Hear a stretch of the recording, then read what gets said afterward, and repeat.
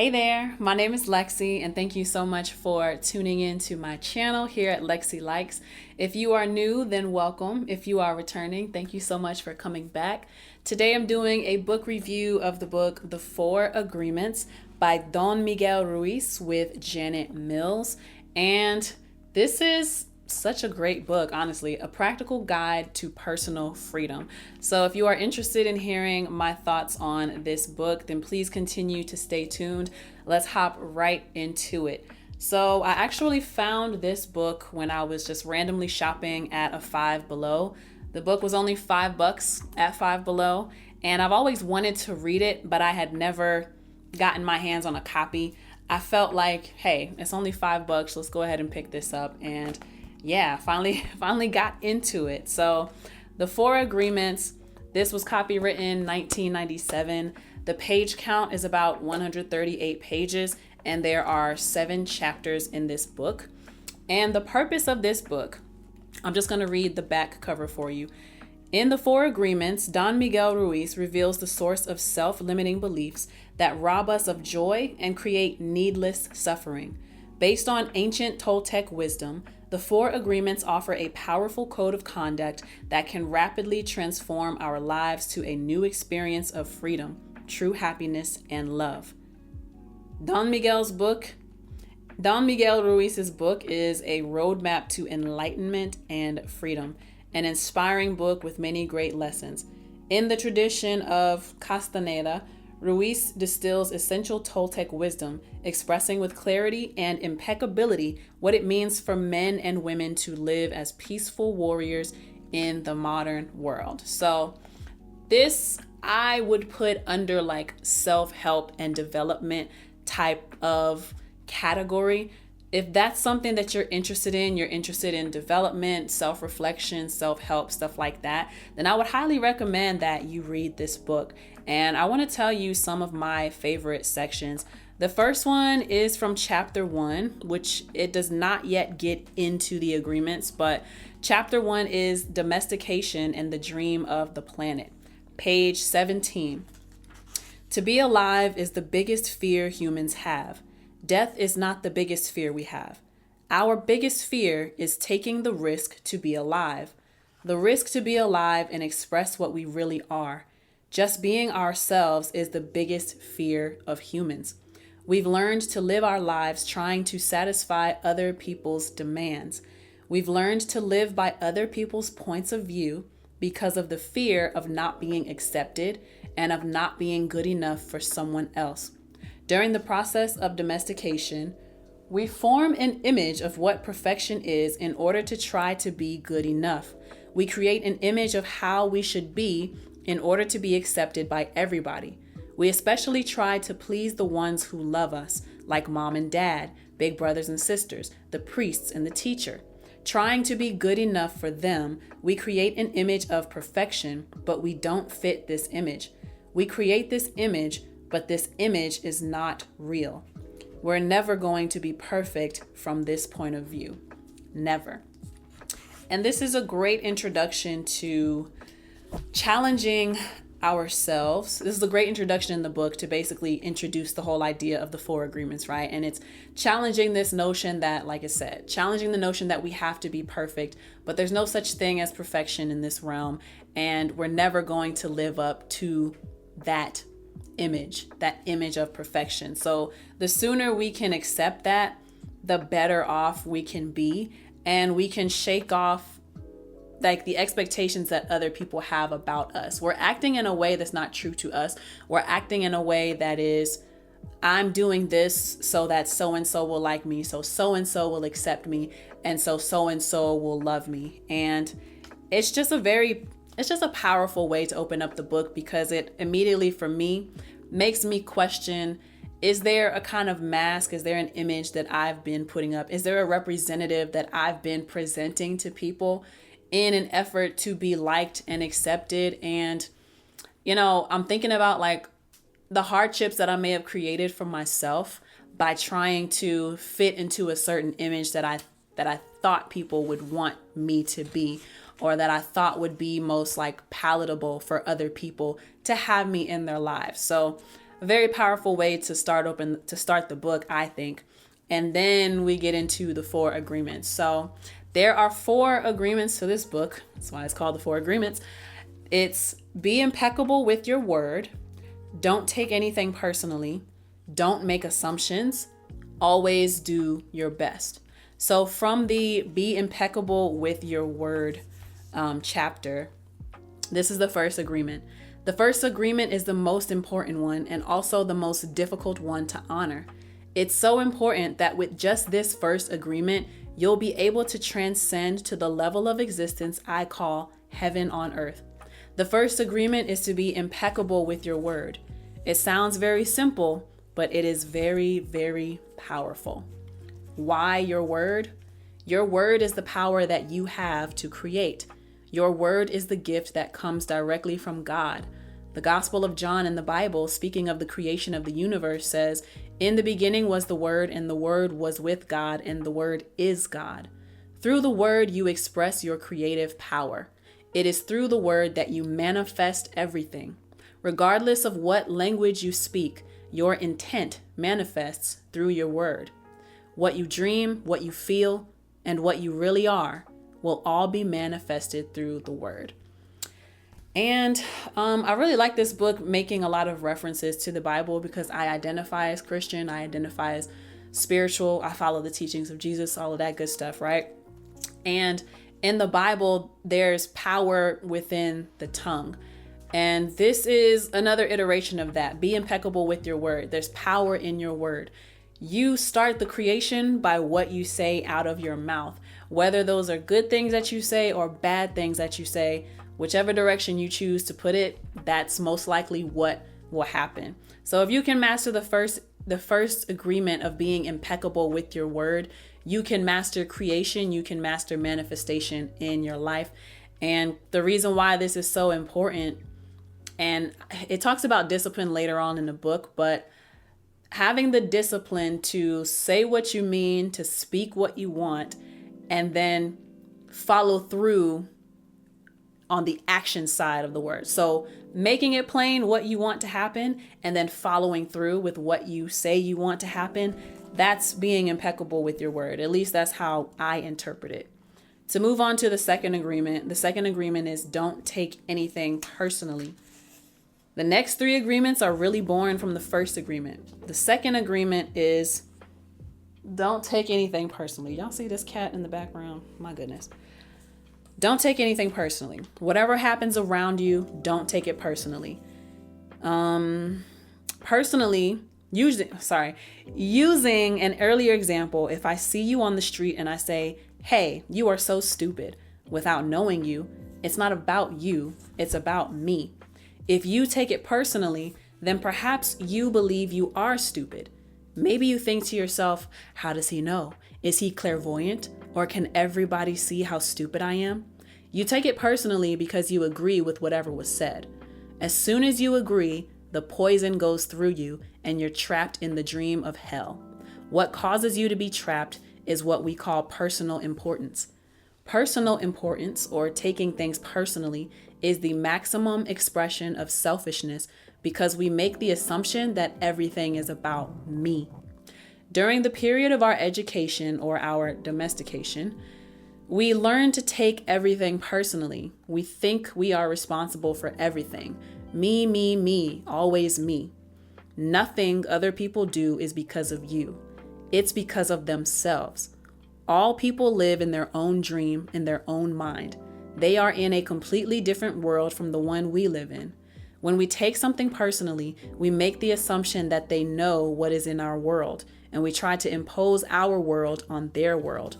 Even when a situation seems so personal, even if others insult you directly, it has nothing to do with you. What they say, what they do, and the opinions they give are according to the agreements they have in their own minds. Their point of view comes from all the programming they received during domestication. If someone gives you an opinion and says, "Hey, you look so fat," don't take it personally, because the truth is that this person is dealing with his or her own feelings, beliefs, and opinions. That person tried to send poison to you, and if you take it personally, then you take that poison and it becomes yours. Taking things personally makes you easy prey for these predators, the black magicians. They can hook you easily with one little opinion and feed you whatever poison they want. And because you take it personally, you eat it up. Whew, I don't know about y'all, but that was very powerful. When you take in what other people are saying about you, you are taking in that poison. Now, it works the same way on a positive spectrum, right? If they're saying something great about you and you accept it, then that can definitely work in your favor. But if someone is saying something negative, you do have the choice to accept it or not.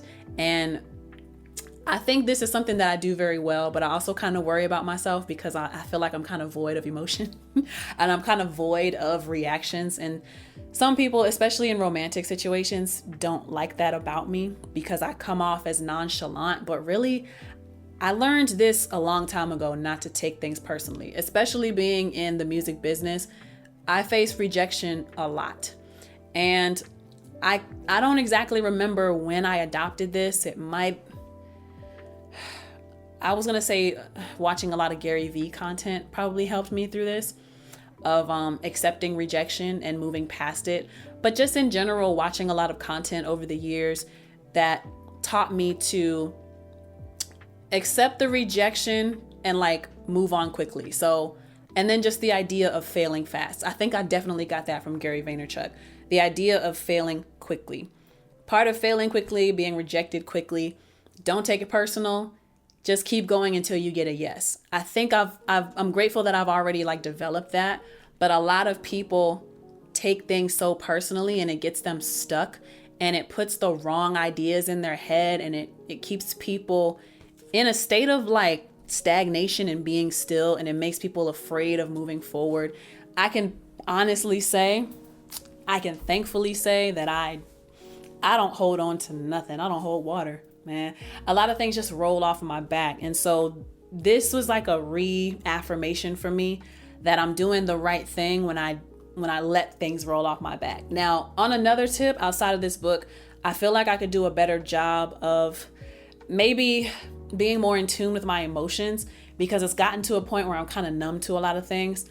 But, I'm proud of myself for not taking things personally.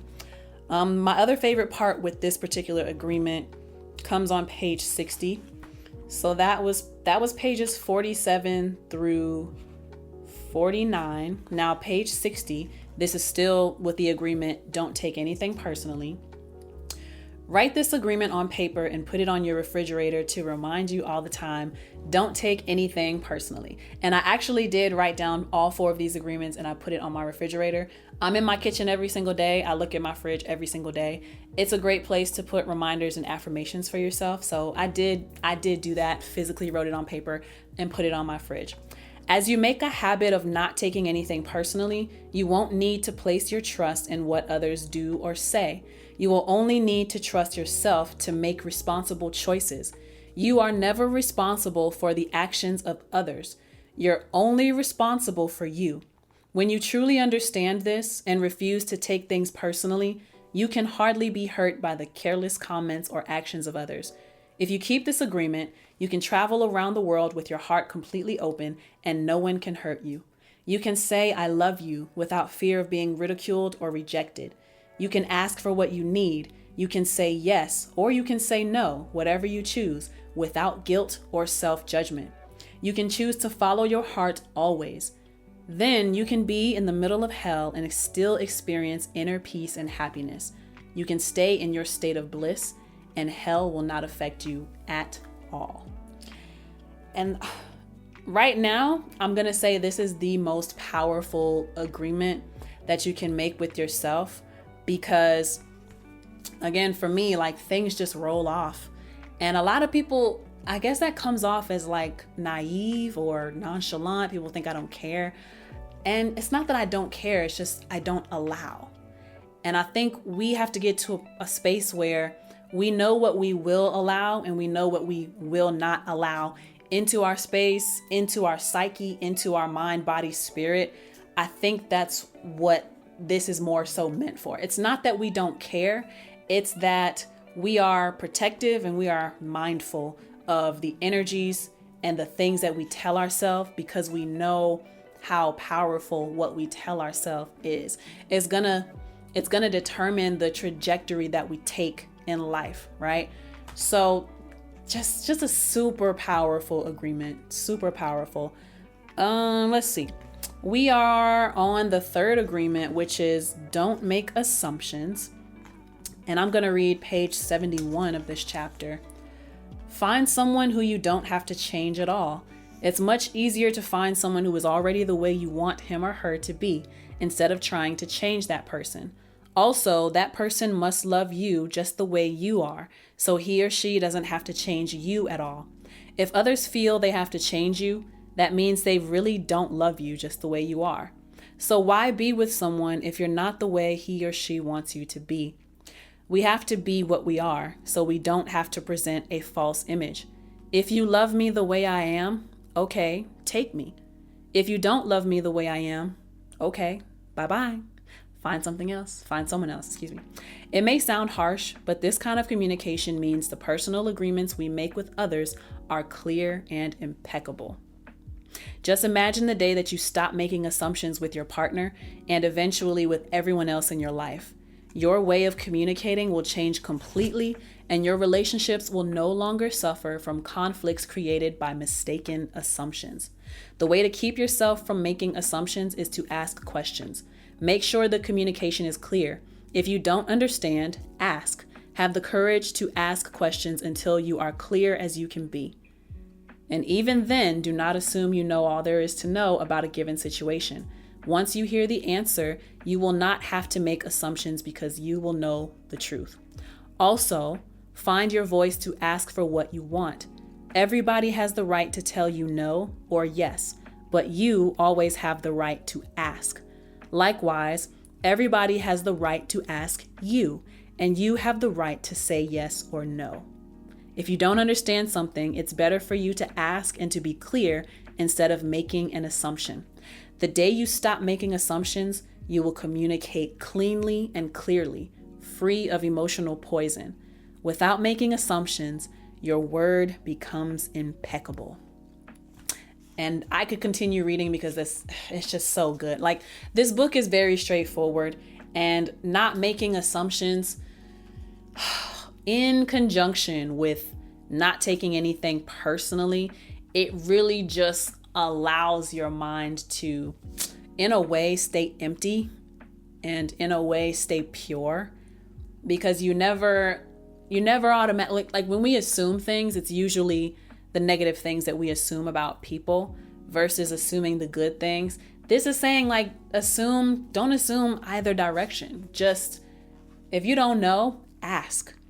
And then be prepared, be ready to receive a yes or a no. Be okay with the way it's going to go either way. And for my own self-reflection, I think I've gotten to a good place where I'm also not making assumptions and I'm not creating narratives for people. And I've finally gotten to a place where I ask questions, and it's really, how do I explain this? I've gotten comfortable with the consequences either way, whether it's going to be positive or negative. But what's more important is for me to know for sure. There have been a lot of times where I would not get myself involved in conflict because I'm afraid of the other person's reactions, and I'm creating a narrative for them versus seeing what the actual reality is. And I'm proud to say that I've developed past that. Now, if I have a question, I don't care if I'm going to sound dumb. I don't care if it's going to make the person upset or angry. I'm going to say things, I'm going to ask things with love, but I'm not going to hold back on asking just because of what the other person might do. I'm prepared to handle whatever the person might do. Hopefully it won't be bad, but if it is bad, then that's just the risk that we take. And I think we have to have a certain level of vulnerability, and we have to have the courage and the bravery to explore things and be open to whatever the outcome is going to be. And it's, in my opinion, it's a more peaceful way to live versus, making up stuff for other people. I don't want to make up stuff, and it's stressful making stuff up. Is this The fourth agreement is always do your best. And my computer just went to sleep. Hold on. I hate when it does that. And my enter button is not working. So that's kind of crazy. Okay, we're good. This says it's the fourth agreement. When did we enter this? The fourth agreement is always do your best. And I'm going to read from page 83.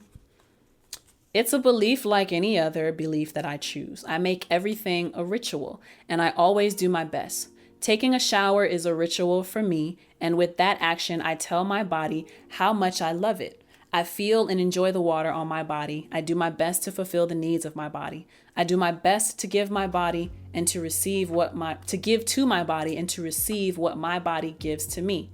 In India, they perform a ritual called puja. In this ritual, they take idols that represent God in many different forms and bathe them, feed them, and give them their love. They even chant mantras to these idols. The idol itself is not important. What is important is the way they perform the ritual, the way they say, I love you, God. God is life. God is life in action. The best way to say, I love you, God, is to live your life doing your best. The best way to say thank you, God, is by letting go of the past and living in the present moment right here and now. Whatever life takes away from you, let it go. When you surrender and let go of the past, you allow yourself to be fully alive in the moment. Letting go of the past means you can enjoy the dream that is happening right now. If you live in a past dream, you don't enjoy what's happening right now because you'll always wish it to be different than it is. There's no time to miss anyone or anything because you are alive. Not enjoying what is happening right now is living in the past and being only half alive. This leads to self-pity, suffering, and tears. You were born with the right to be happy. You were born with the right to love, to enjoy, and to share your love. You're alive, so take your life and enjoy it. Don't resist life passing through you because that is God passing through you. Just your existence proves the existence of God. Your existence proves the existence of life and energy. We don't need to know or prove anything. Just to be, to take a risk and enjoy your life is all that matters. So say no when you want to say no, and yes when you want to say yes. You have the right to be you. You can only be you when you do your best. When you don't do your best, you're denying yourself the right to be you. That's a seed that you should really nurture in your mind. You don't need knowledge or great philosophical concepts. You don't need the acceptance of others. You express your own divinity by being alive and by loving yourself and others. It is an expression of God to say, hey, I love you. And then the last thing that I want to read, this is from chapter 6, which is the Toltec Path to Freedom. The warrior has awareness. That's very important. We're aware that we are at war, and the war in our minds requires discipline. Not the discipline of a soldier, but the discipline of a warrior. Not the discipline from the outside to tell us what to do and what not to do, but the discipline to be ourselves no matter what. The warrior has control. Not control over another human, but control over one's own emotions, control over one's own self. It is when we lose control that we repress the emotions, not when we are in control. The big difference between a warrior and a victim is that the victim represses and the warrior refrains. Victims repress because they're afraid to show the emotions, afraid to say what they want to say. To refrain is not the same as repression. To refrain is to hold the emotions and to express them in the right moment, not before, not later. That is why warriors are impeccable.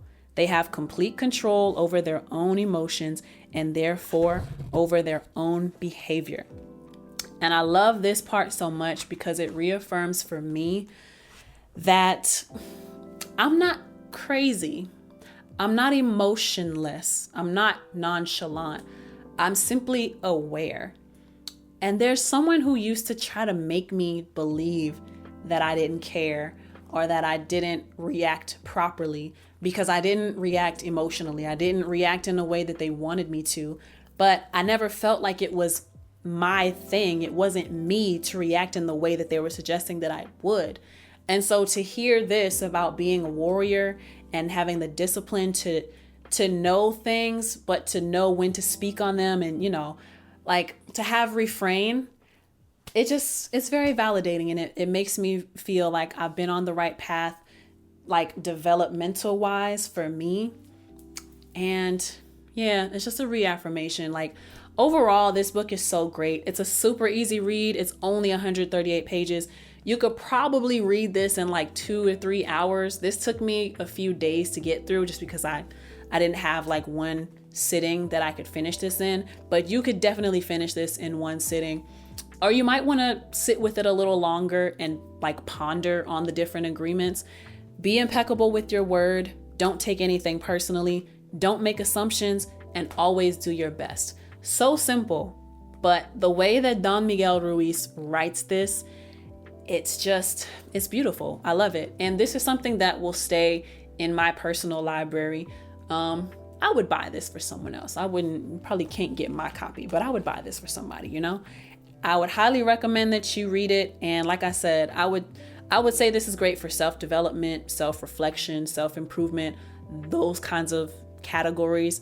And yeah, it's a great read. I really enjoyed it. If you enjoyed my review of this book, then let me know what you think in the comment section or in the review of this episode. Are you going to try to read this? Have you read it? What's your favorite part of the 4 agreements? Which agreement do you feel you resonate with the most? For me, either not taking things personally or not making assumptions.